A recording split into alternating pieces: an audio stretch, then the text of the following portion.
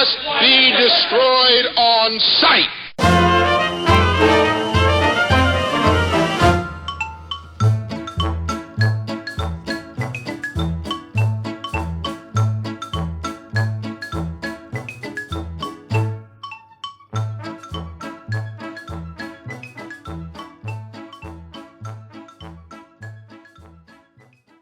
Okay, welcome one and all to They Must Be Destroyed on Sight, a movie podcast.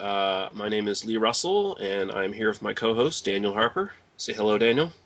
How's it going, Lee? It's going good. It's going good. I guess this will be sort of the official, real first episode of this podcast, so... As opposed to the imaginary or irrational ones that we already did? Yeah. Sorry, math joke,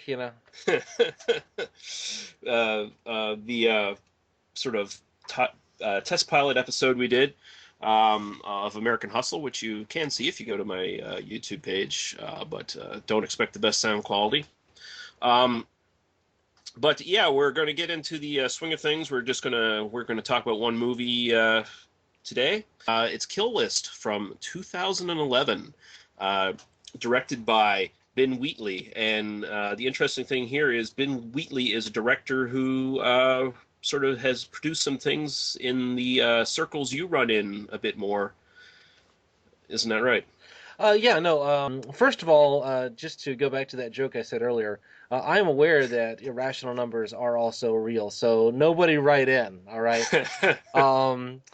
Also, Ben Wheatley, I am a Doctor Who podcaster. That's kind of my main thing on the internet that I do right now. And so my wife and I do a Doctor Who podcast. You can find that at oispaceman.libsyn.com, oispaceman.libsyn.com. I'm probably going to say that a few more times before the end of the episode, so feel free to pull out your pen and paper, and we'll make that happen. Or your keyboard or your phone if you're, like in the 21st century. But me, I like pen and paper, so...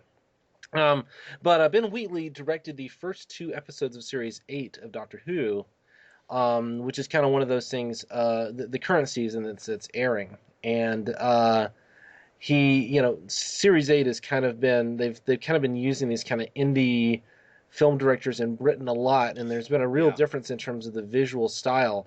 So that was kind of my first thing, was I saw that, and I'm like, I kind of want to see something else this guy has made, just to kind of get an idea about what he does when he's not directing for this TV show. And so when you said, "Hey, let's do one of his movies," I'm like, "Done. All right, no problem." So yeah, and he's relatively new on the scene too. Like, he's done a lot of TV, but this is basically his first big feature.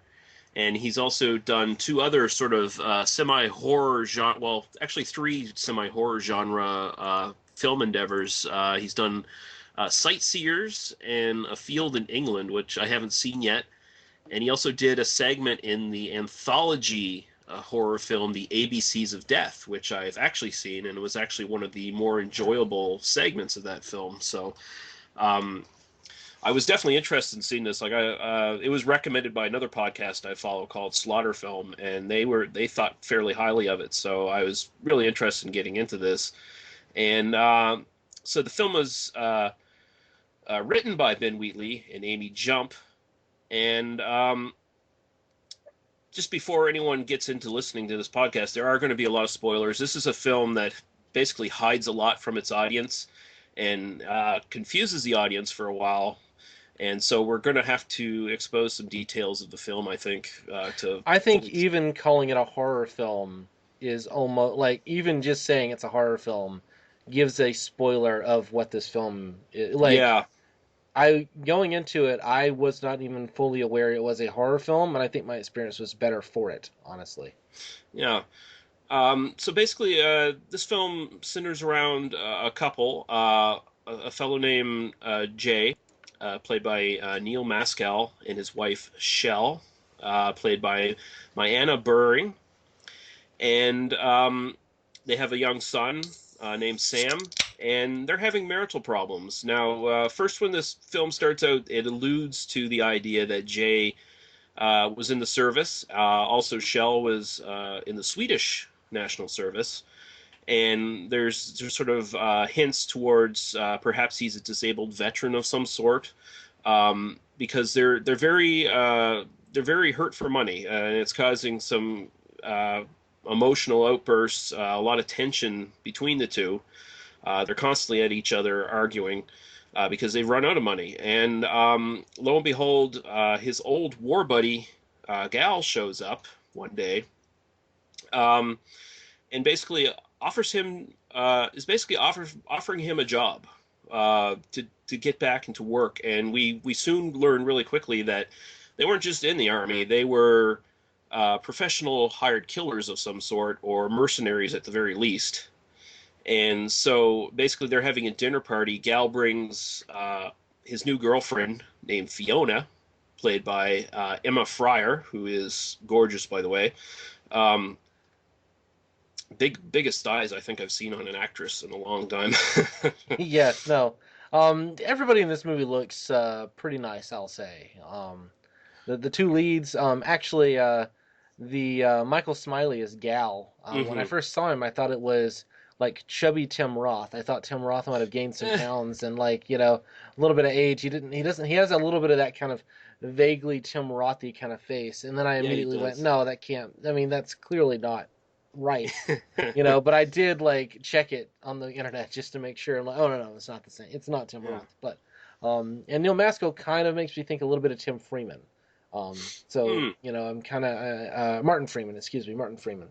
Um, so it was definitely a just to kind of give you kind of what the visual, because these guys are kind of indie actors, and I think most of the people listening probably don't haven't seen this movie, or I hope you've seen the movie actually if you're listening to Hmm. this. But if you haven't seen the movie, then it kind of gives you an idea about like this guy kind of looks unassuming. He doesn't look like this kind of big badass roided out killer. I mean, he kind of looks like a copy machine salesman or something. He Yeah. doesn't. He looks like just an ordinary bloke. And honestly, that's something Jay sort of alludes to when they're having their little dinner party together. He sort of pretends that he's in sales, very, um, very non-specific about it.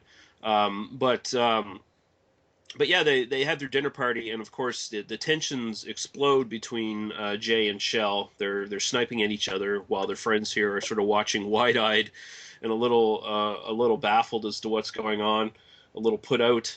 And at first, this movie feels like it is going to be like a sort of working class drama, because basically they put forward the ideas that these people are hurting from the economy, and oh, here's the friend coming in with a job offer, and oh, he's doing well, so that makes Neil feel like crap, or Jay feel like crap, um, and it just sort of piles on until he basically ruins the dinner and storms out, and it's up to Gal actually to sort of mend things. Uh, I think I'll expand more on that later as to what Gal's role specifically is actually in a lot of ways in this film.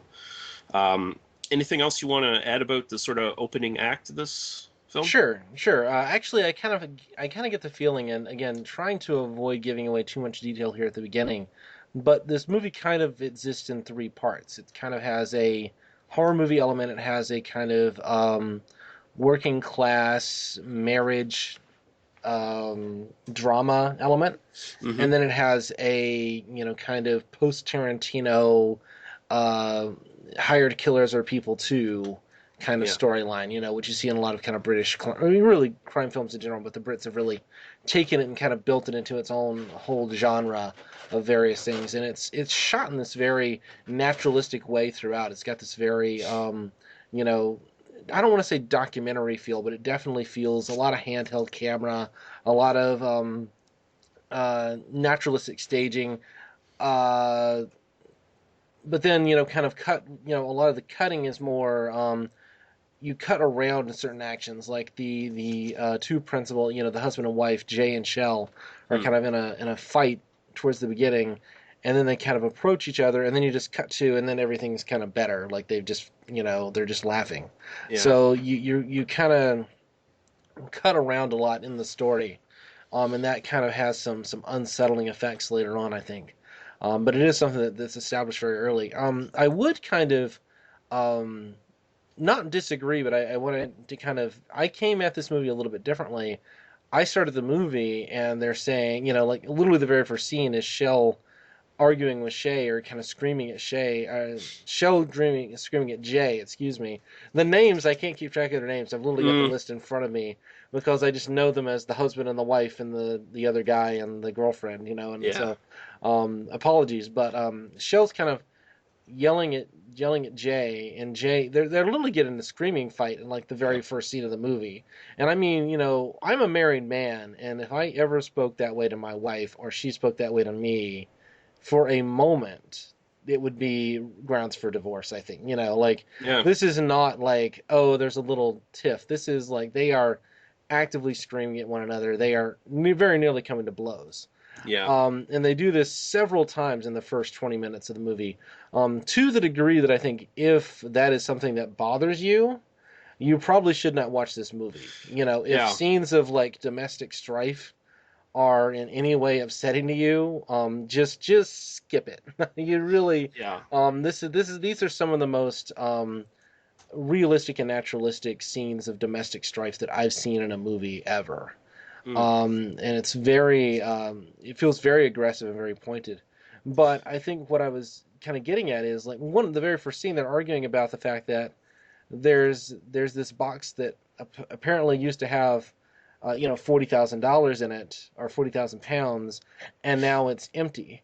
Yeah. And when you hear, okay, there's a box that used to have tens of thousands of dollars in it and is now empty, that's not a legitimate businessman, And so very, very, very quickly, I think you're kind of given this like, oh, okay, so this guy is up to no good, even if you don't know anything else about it. And the fact that it's called Kill List, I think you pretty immediately think, oh, well, he's probably killing people.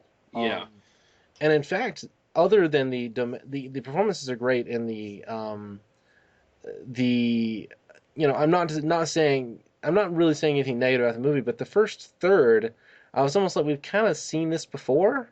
I Yeah. was, it kind of felt a little tired. Not that it wasn't well executed, but that it didn't feel really new. And then it kind of moved in a different direction. Yeah. All right.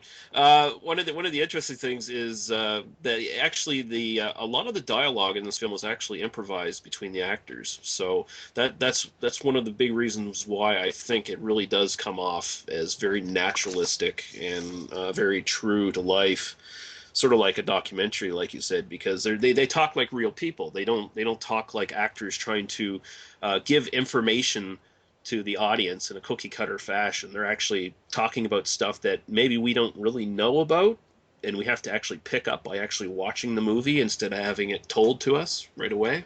Yeah, there's a lot of stuff that's kind of either given obliquely or given in hints or just not given to us at all. I mean, there are certain like fundamental details in the movie that I feel like at the end there are basic questions about these characters that I just don't know the answer to, and I think that's intended by the filmmaker. I don't think that that's Yeah, a necessarily a mark against the film, but that is the kind of film it is, to where it's going to leave you with more questions than it answers for you.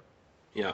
So basically, we learned from the dinner party that Jay and Gal, the last job they did together was 8 months previous, and it went bad. It was some sort of mysterious job in Kiev that didn't go the way they wanted it to. And so ever since then, Jay has been sort of basically he's basically shied away from doing any more work. He doesn't want to do it anymore. But at this point, where he's blown up and where he's desperate, he's basically okay. I'll take the job. And, the next day, when Jay and Gal are getting together to meet the clients for the job, um, Fiona has all but disappeared. She's left basically a Dear John note. They say on Gal's cock, apparently, after a night of sex, and so they're both kind of miffed by that. But they move on anyway, and they meet their clients. And now, when they meet their clients are, first off, they just meet this really strange, nearly albino old man who right away cuts Jay in the hand and does basically a blood pact with him. So you know something's really weird about these people right off the bat, but you're not sure what. As opposed to your standard people hiring people to kill Yeah, other like people. like You these know, guys, yeah, the, these guys would weird out your regular killers, right? Your right, regular right. thugs. You know, But you kind of get the feeling that these guys have just been through so much that, like, oh, he sliced my hand. Like, he literally.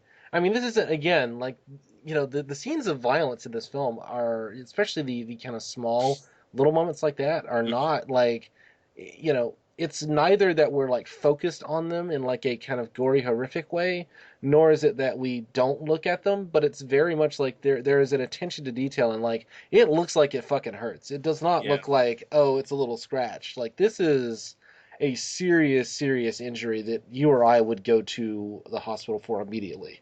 yeah. Well, like well, when he's holding his hand under the sink, trying to Right, wash out the wound, like it keeps bleeding and bleeding and bleeding. Like, right. Like, he's cut to the bone there. Like, that hand, I mean, realistically, that hand is not no longer usable. yeah, The rest of the movie just can't happen because, he's just not able to use his hand any longer to do anything.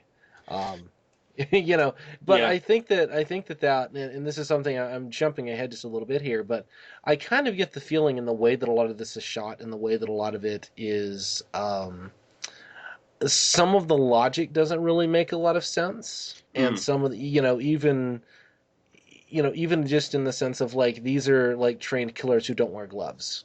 You yeah, know, it feels kind of nightmarish and fragmentary and doesn't really feel like it takes place in a real world. It feels like it's just sort of, okay, this is a genre exercise and we're using this to make a point. So when I'm saying, like, it looked like a realistic person would not be able to use his hand after this incident, I think that's in some ways intentional. That this is yeah. like, okay, oh, I can just wrap a bandage around it and I'm fine. And it's sort of, it's meant by the filmmakers. And I think that leads to, I think, even to the very end of the film. Yeah. So basically, the job is they're to kill three people. They have three targets, and they actually put up title cards during the movie for each job. The first person they have to kill is a priest, and I should mention later on there is a little bit of subtext with Christianity here that sort of flows through the movie. Um, where they're taking shots at Christianity in small ways. Not necessarily the movies doing it, but the characters themselves are, and it seems like there are forces driving the plot forward that are taking shots at Christianity. Like even at the dinner party, they start, Gal asks, should I say grace? And both Jay and Shell are like, no, not at this table. Um, and Fiona actually brings up they bring up Ireland, doing jobs in Ireland, and Fiona is sort of puzzled, like, aren't they all Christians? Uh, and Gal is like, well, not all of them are the same kind of Christians, basically. I kind of got the feeling that Gal was sort of a lapsed Protestant sort of guy, Mm, and the negativity he felt towards the Irish was as much about the Catholicism as it was yeah, about. That was kind of the feeling I got. Again, it's not stated explicitly, yeah, but you're right. There is a kind of direct there. Religion kind of runs through this film in a lot of ways, in yeah. some interesting ways that are not necessarily, I didn't really think about it until you mentioned it just then, like how prevalent the religion is in this film. Like when they're sitting in that diner in the hotel or whatever, and those Christians are that one guy picks up a guitar and starts singing a Christian song, "Onward, Christian Soldiers," and Jay immediately walks over and takes his guitar away from him, and basically tells him, stuff it, or I'm gonna stuff you somewhere where someone won't find you for 100 years, basically. Right, right. Yeah. So the first target is a priest.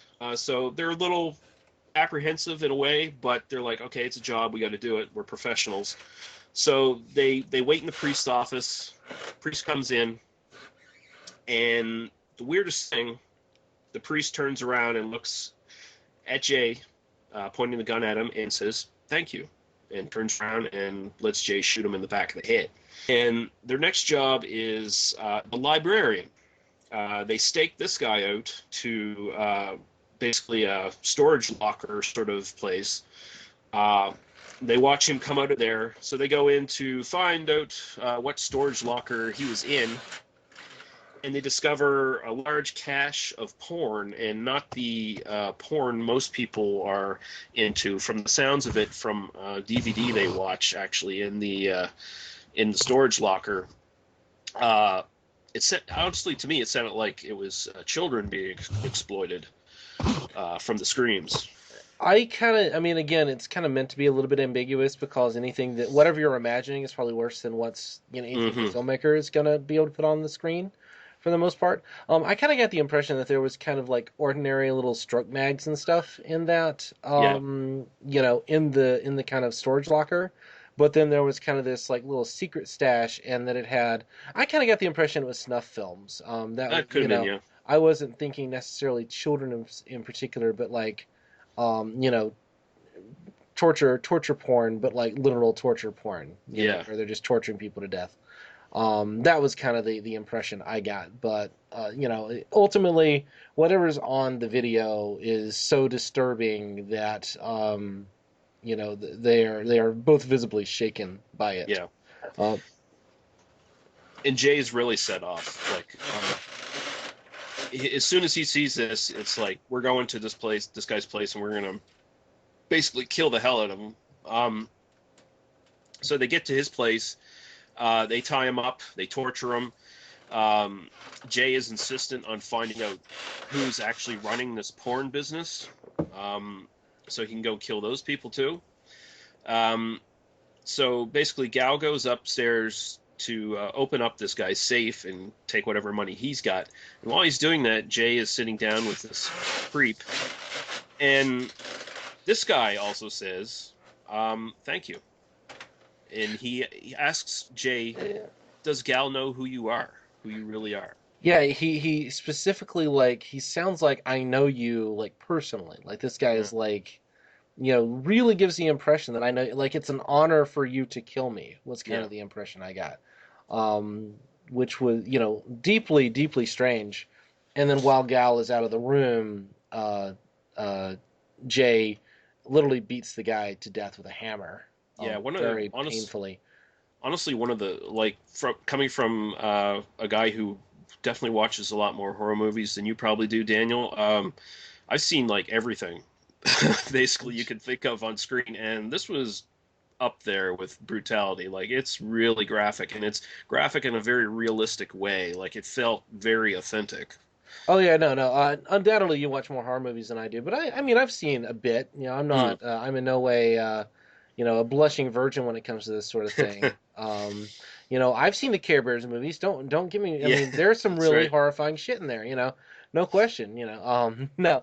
But so I'm not. I don't feel the need to like prove my bona fides there, but definitely. But again, violent in a way that it feels more extreme because it feels like it's set in the real world, and Yeah. that's partly because of the way it's shot and edited, and part of the way just the performances work, and the camera doesn't linger on the like broken fingers and that sort of thing, but it looks horrifyingly painful in the way that uh, again, it's not even like that much blood and that much nastiness. It just looks really bad Yeah. because it looks real as opposed to looking like an effect. Um, but that's kind of my feeling. How do you feel about in particular, how do you feel about the gore effects in general in this film? I thought they were incredibly realistic, like very well done. Like, they didn't go for like over excessive blood splattering everywhere. They tried to make it feel very, very realistic, like what you might expect in the back of your head if you were ever confronted with something like this in real life. Like, it felt very visceral, very real, very off-putting to a degree, and yeah, and of course a lot of it has to do with the performances and the way it's directed and the mood and the tone that the whole movie sets. It sort of sets you up to be more affected by it than maybe you would be in like just some random slasher movie, you know. Right. Yeah. No. I mean, a lot of effects. A lot of like the Fangoria types and the people that get into the gore effects as gore effects. Hmm. Which I haven't. I don't. It's not my thing, but I have respect for it. I'm not judging it at all. But there is this sort of idea, that we watch horror movies and enjoy the gore as an effect. That like, oh, it's really cool that they're able to do that. Look at how gory that looks. Yeah. This doesn't look like that. This just looks like it fucking hurts. You Yeah. know? And just to connect it to something I was saying earlier about the scenes, the domestic disputes look real because they're horrifying because they look really real. Yeah. That same dynamic and that same aesthetic carries through here. Yeah. So basically, they do this job, and Jay now you can sort of see a subtle change in his character where he's starting to set on a course where he's getting a little bit out of control, and Gal sees it basically immediately, but he figures, okay, he might straighten up. He's not too enthused about going and finding these pornographers and killing them, but he's like, okay, we'll do it. We'll go do it. He basically just says, "Well, we're definitely off list now." Yeah. And it feels like these two have clearly worked together for a while. This is not their first time together. This is kind of something that happens. You run into some situation where it's like, well, this person deserves to die, and as long as we're just killing people, let's just go kill this other guy too. Well, they're obviously very close friends. I mean, Yeah. You can tell there's sort of a bromance thing going on here, and they both know each other's buttons. Like they've known each other long enough and intimately enough to push each other's buttons at times. Like they have two actually like not serious fights, but they do tussle. Actually, kind of like teenage boys would like have a fight. Oh yeah, you definitely get the kind of overgrown man children thing to them at certain places in this film. I think it's also notable that Gal has a sort of relationship of some sorts with Jay's son. Yeah. That he takes the son away from the kind of domestic disputes that he tries to shield him from that. And in some ways, you could argue he's a better father figure to the son Sam than his actual father is. Well, yeah. Well, as the story progresses, we discover like early on that he's actually very close friends with Shell as well. Like they're basically all three of them are best friends, and Shell and Gal have actually talked behind Jay's back on certain things, and Shell she knows what Jay does for a living, so she is sort of actually kind of pushing Jay towards doing this job as well. So like she was conspiring a bit with Gal to get Jay to be back on the job and get things moving to make some money. So Yeah, absolutely. There's this trope that the girls, the women in these kind of films are just like they hold the movie back. They're just kind of oh, we want to go watch these two guys go kill some people, and like even if it's like a kind of dark drama, we kind of want to watch that. And the women in the movie are just kind of holding them back and like, oh, come on, stop being such a spoil sport. I want to watch this guy kill some people. That trope is entirely avoided in this film. If at first you kind of don't know how much Shell knows, but gradually you kind of get the impression she's just as bad as he is. And she knows every bit of it and is complacent, if not actively encouraging of it, and in many cases it actively encouraging of it. So yeah. Anyway, please continue if you were So they go on, of course. Jay basically has Gal wait outside, and if I'm not out in 20 minutes from the pornographer's place, come get me. Well over 20 minutes apparently passes, and Gal goes in there to find out what Jay's doing. He's murdered one of them, and he's just finished brutally murdering the other guy. And now Gal is like, okay, this is right off the reservation. Like, this basically you've made two really big messes now that I have to help you clean up, and we it's unprofessional, and we got to think about actually not doing the final hit and just trying to find replacements and tell our clients we're out of here because this is too weird at this point. Yep. No. I think it's also notable. They have a conversation in the car about a dog, about what do you do if the dog comes in, and it's like, oh yeah, you just shoot the dog. Dog's a dime a dozen. Yeah. And then like the first thing you see when Gal opens the door to go look for Jay is there's a dead dog. Yeah, if Um, you, honestly, if you're a sensitive cat or dog lover, this might not be a film you want to watch because or a rabbit lover for that rabbit matter. lover as well. Yeah. At Um, least twice in the film with the but yeah, rabbits. so basically they decide they're going to quit. But they have a meeting with their clients, and their clients aren't happy. They basically say, if you quit, we're going to kill your family, we're going to kill you, and that's the end of it. And so basically they're forced to continue the job, and they're both questioning their clients at this point, like, what the hell have you guys got us into? Like, what the hell is going on?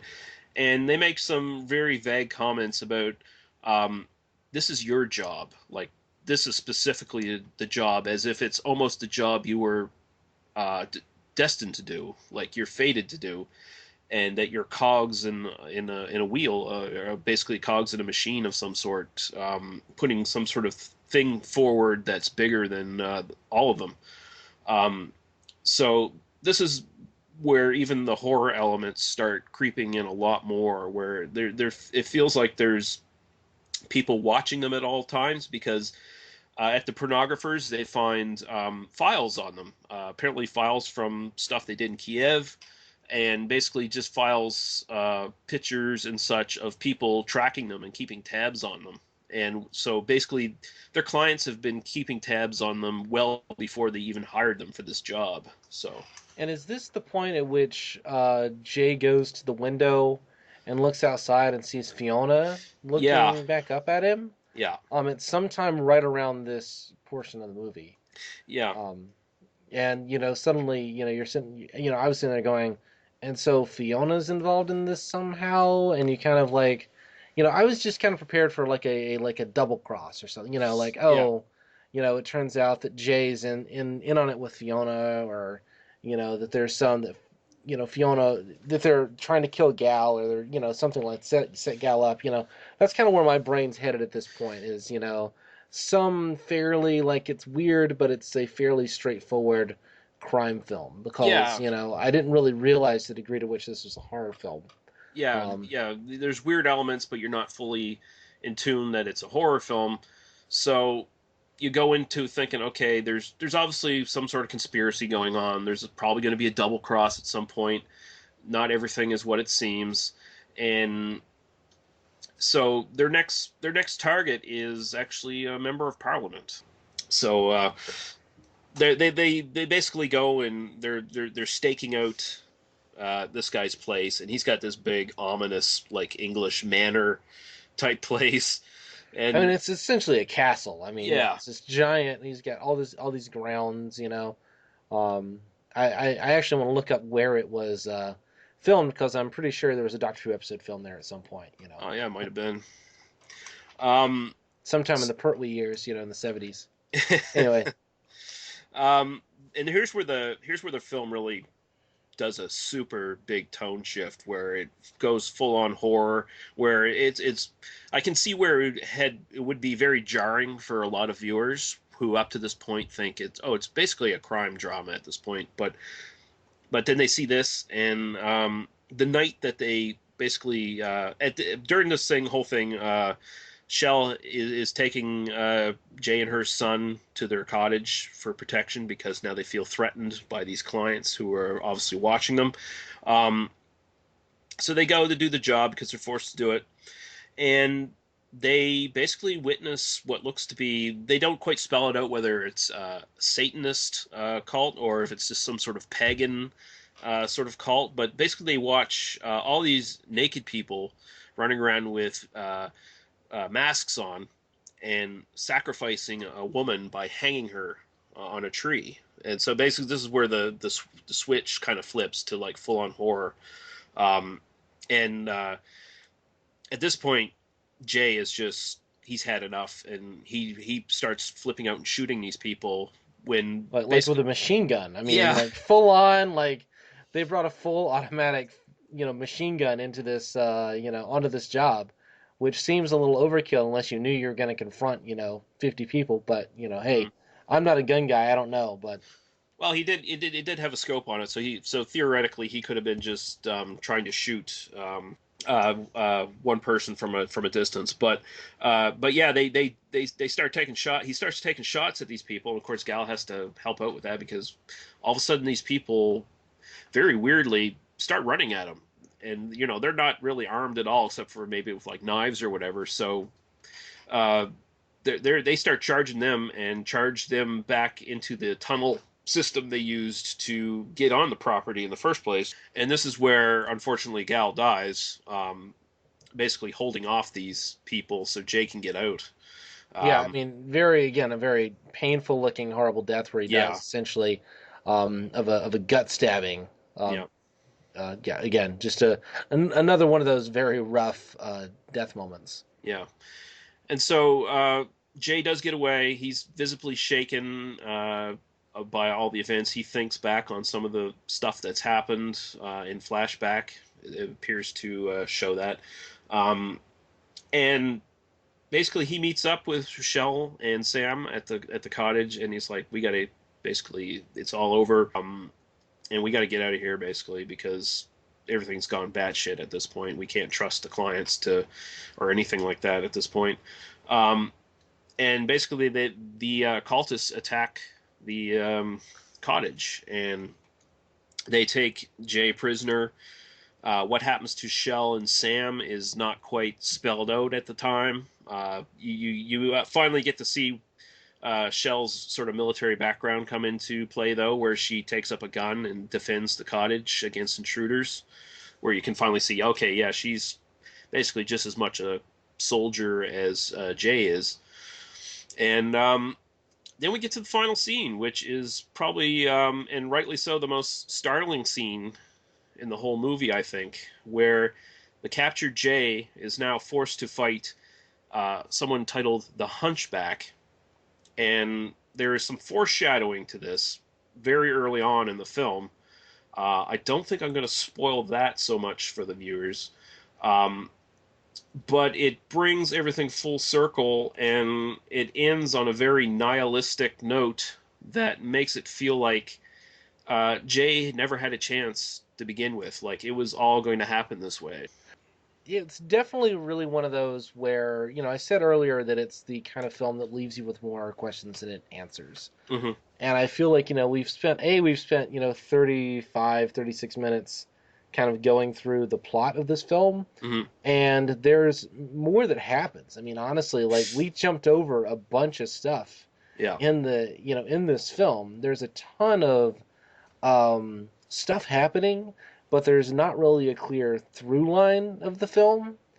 And where it's got a lot of story but very little plot. I feel like Yeah. it's just kind of a sequence of shit that happens, and then at the end, you kind of get this really bizarre, horrifying moment, and I guess you're supposed to, and you get some reveals right at the end in the last, I mean, Hmm. literally 60 seconds of this film, and I guess it's supposed to make you kind of think back and reevaluate what you've seen before. Hmm. Um, for me, this is that kind of puzzle box filmmaking where I admire the skill with which it's done, but I know I kind of Googled around.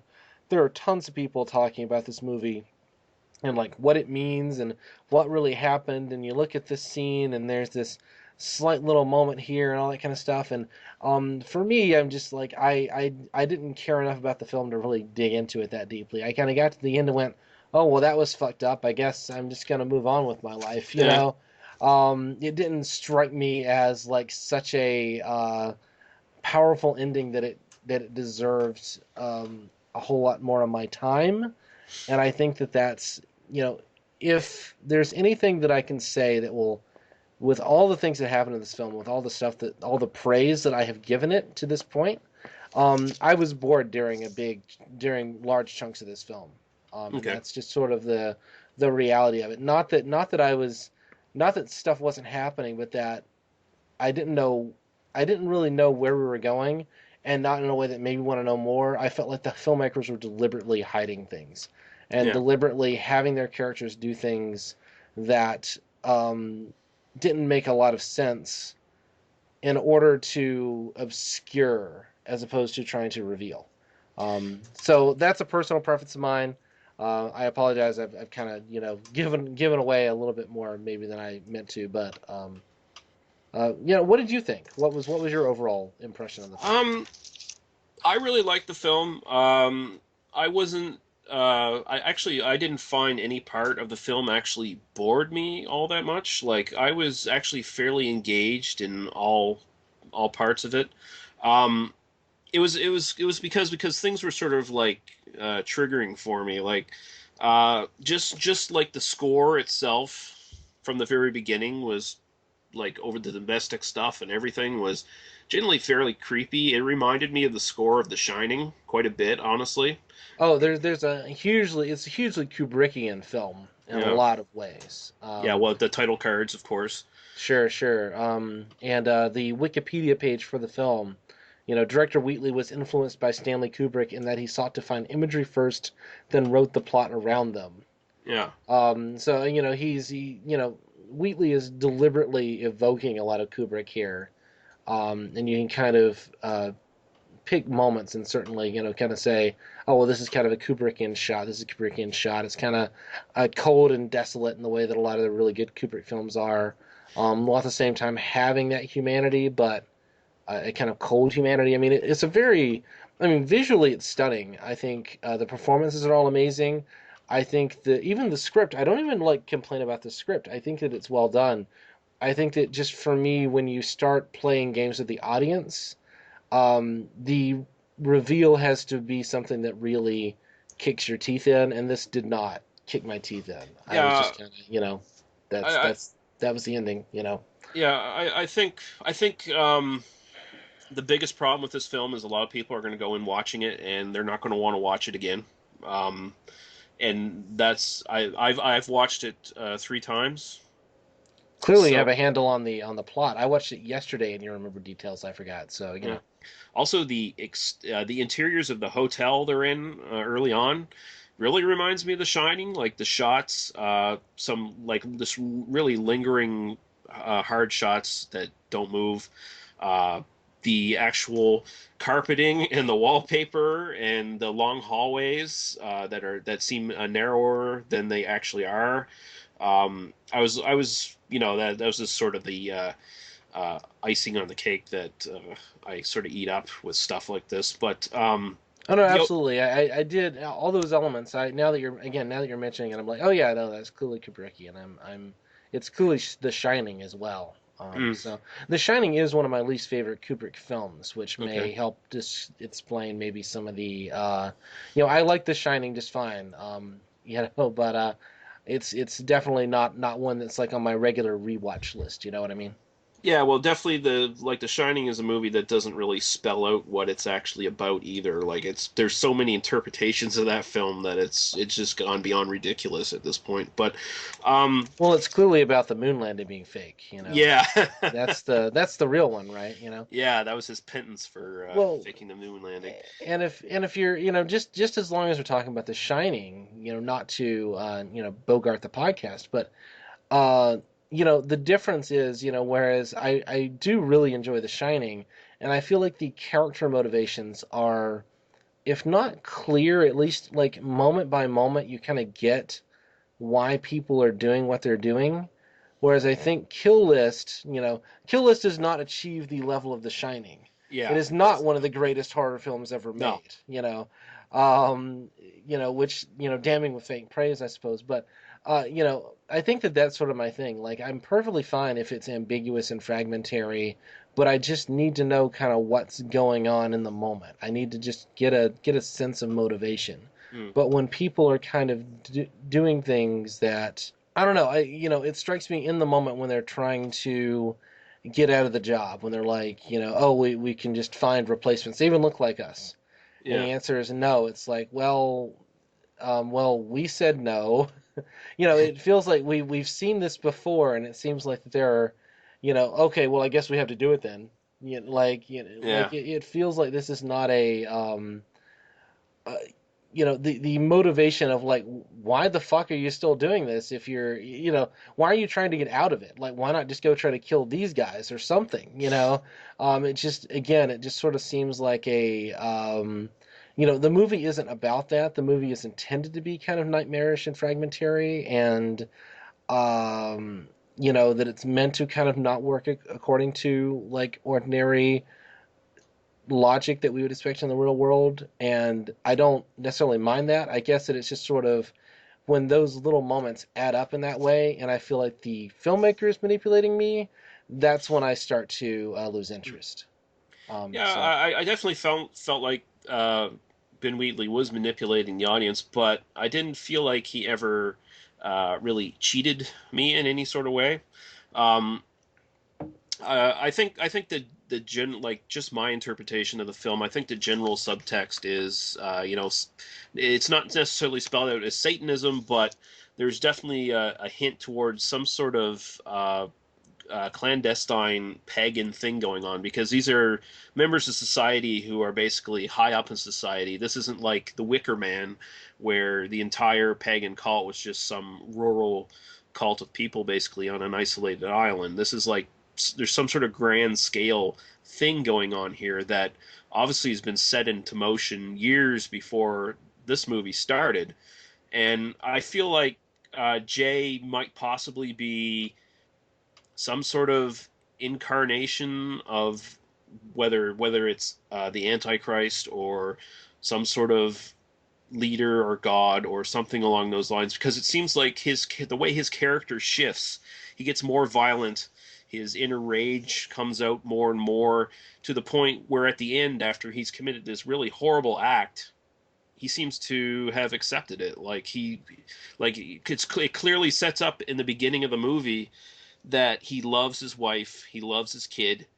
Yes, he's having marital problems and stuff like that, but I mean, it seems very clear that he loves both of them dearly, and I think his humanity basically gets stripped away as he does each job. It almost feels like each job is some sort of sacrifice to bring him to that point.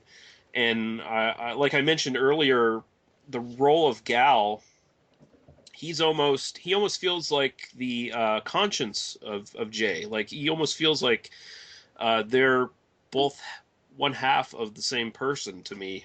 Of course, that's not to be like literally taken, but I think maybe the subtext of the film, for me personally, it makes it feel like Gal is sort of the guy who questions. Gal's the guy who still has his heart in the right place, who's still human, even if he is a hired killer or whatever.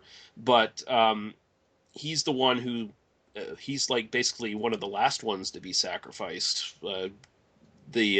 The attack on the MP's place there, that's like the final straw um, where Jay's basically lost the last real bit of his humanity and sets him up for whatever he's changing into at the end of the film. And of course, the film doesn't spell out what it is. And actually, I kind of like that about the film because it's left ambiguous. And honestly, I think questions are more scary than having something spelled out for you, like, yeah, he's the Antichrist, or, yeah, he's some pagan hunting god, or some whatever see, nonsense. I didn't read it that way at all, as if there was like some real supernatural force going on Mm-hmm. within the world of the film. I read it as you've got a bunch of, I read it as kind of a nature death cult, Mm-hmm. we worship nature and we kill ourselves, and we kill ourselves in painful ways because we're evil and we deserve to suffer or something, like you don't really get a sense of who they are, but you look at the imagery, it's very nature imagery, and they're doing these kind of weird diagrams, and they are very eager to be killed or Mm-hmm. tortured, and it seems to be, it's an honor to finally get to die. So I kind of got the feeling it's some kind of like nature cult sort of thing. Okay. Um, I also just didn't really get the feeling that, you know, if you want to interpret like the way you have, I think that's an interesting way to interpret it. I interpreted it more as, maybe these are really powerful people who have had access to Jay's files, Mm-hmm. who know that he's this killer, that he has, you know, this destructive impulse within him, that he has poor impulse control. Let's just say that. Mm-hmm. I kind of get the feeling that they did the job in Kiev and it went really badly and they barely got out of it or something like that. Yeah. And this is a guy who has a lot of blood on his hands, but who has tried to leave it behind. and then this job was kind of meant to bring him in because they want him to be, I mean, essentially they want him to kill them, or they want him to make people suffer Mm. for their own psychotic reasons. But I didn't get any kind of sense of there is some real supernatural thing going on. I just got the sense that these are just some fucked up people manipulating one another. Like that was kind of my interpretation of the Yeah, film. well, So that's actually like that's a perfect that's an equally valid like interpretation. I think like that works just as good. Um, I personally like for me the supernatural elements. I where it hinted towards supernatural for me was like early on where Fiona carved the symbol in the back of the mirror. Like it felt like there would be no other real reason to do that unless it had some sort of power of like marketing Jay for this well, to some extent. I believe that in that scene Fiona believes it has power, Yeah.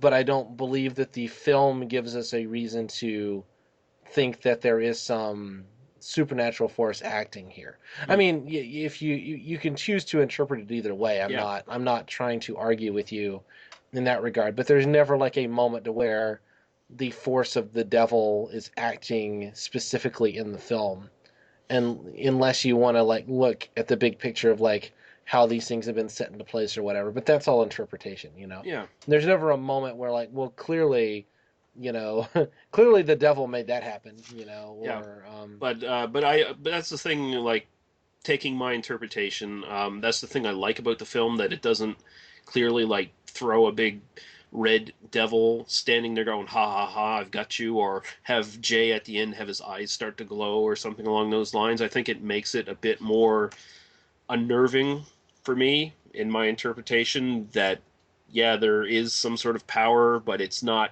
showing itself directly, it's just manifesting through how it directs these people towards whatever goal, you know, whatever nebulous goal is going on. um yeah, absolutely. Again, I'm not disagreeing with you in a, you know, like again, I think your interpretation is perfectly valid, and I like your version of it. I almost do want to watch it again now just to see, just to watch it with that in mind and see, you know, how the pieces fit together in my head that way. mm, But you know, uh, it's just you know, the film has been deliberately been left ambiguous yeah, so that we can have this conversation. yeah. So I guess we could basically wrap up here. Yeah, we've been Uh, going on for a little bit under an hour, so. yeah. So I think it's definitely a film worth watching and talking about because I think the best films, honestly, whether even if you don't like it that much, it's still a film that's worth discussing. And I think Ben Wheatley is an incredibly talented director. Like I think he's got a lot of really good style, and the stuff he apes. He doesn't just say, "Oh, look what I did there. Look who I referenced." He actually incorporates it into the film in a way that I think it works very well, where it's just underneath, it's not right up in your face. So it's just you know it just adds a little bit of extra, and again a little bit extra frosting to the cake. Basically, you know, he does a really great job. I think he's quite a talented director, honestly. He's absolutely a talented director. I'll be interested to see where he goes from here. Mm, I would watch his other two films, and his two episodes of Doctor Who were good. So you know, I'm not, you know, again, we're not talking about Doctor Who in this podcast, but you know, definitely worth mentioning. Those two episodes were well directed, and there are some really interesting moments there. And you kind of get some of the same visual style in some of those same moments. Um, I think that for me, I think to echo what you're saying, you know, when I say it has Kubrickian elements and that sort of thing, it doesn't feel like somebody's aping Kubrick. It feels like somebody has been inspired by Kubrick, yeah, which I think is a very subtle, you know, sometimes a subtle distinction, but I think it's a profound one. And I think that, you know, in particular with Wheatley's direction, you know, you don't get a feeling that like, and this is the Kubrick homage shot. You just get the yeah. like, it's just kind of shot like Kubrick would have shoot it, you know. Um, so you know, and that's the kind of point, and really more early Kubrick than late Kubrick in a lot of ways, because you know he does the, you don't get like ponderous shots here. It's Mm, very very, you know, gritty is an overused word, but it's gritty, it's handheld, it's naturalistic is probably the yeah, best word to use to yeah. describe it. Okay, so I liked it a bit more than Daniel, but I think we both definitely enjoyed the film to some degree at least. If you have Netflix Instant, you can watch it for free, Mm-hmm. and it's only 95 minutes long, and it's definitely worth. It doesn't overstay its welcome. Yeah. It's definitely worth watching, especially if you're in the market for a something that's a little bit more of a you know crime film slash horror film hybrid sort of thing. Yeah. And certainly, if you're interested in the kind of debate that we started having at the end, I'd certainly be interested in seeing other people's thoughts about that element of like, is there something supernatural going on or not? Yeah, I will have a way for people to comment, and I'd be very interested in what other people's interpretations of this film, whether they liked it or didn't like it. If they think we're fucking stupid, please tell us. If you think we're geniuses, please tell us. If you Uh, think Lee is stupid, let me know. If you think, I think it's time to basically start plugging stuff. So, Daniel, what would you like to plug? Perhaps your Doctor Who podcast? no, I'm embarrassed to even mention that on this show now. You can find me at Oi Spaceman. That's oispaceman.libsyn.com. If you check us out on Facebook, Oi Spaceman, Oi Spaceman. I'm also Daniel Lee Harper on both Tumblr and Twitter, and I've been on Twitter fairly regularly lately. So that's probably the best way to get a hold of me. If you want to just get a hold of me personally. Yeah, and you can find me on YouTube, Lee Russell on YouTube, Hoagley Beer Reviews. You can email me at hoagley@gmail.com. It's HOUGLY reviews@gmail.com. And yeah, that's about it. There's going to be a sort of a tradition here for this podcast until the copyright people start knocking us and make us stop, where we pick a piece of music from a soundtrack from a film that we like that somehow relates to the film we're watching. So this time around, I'm going to do it, and next time we do one, we'll get Daniel to pick something. I picked Lontano from Grigori Legati, who did some of the music for The Shining, which reminded me a lot of this film. So I think that will work. I'm not going to play the full 10 minutes. He'll probably just be a couple minutes and we'll fade out. But until then, thank you very much. And thanks, Daniel, for co-hosting with me. Pleasure to be here. I hope to be here every week if we can. All right, guys. Goodbye.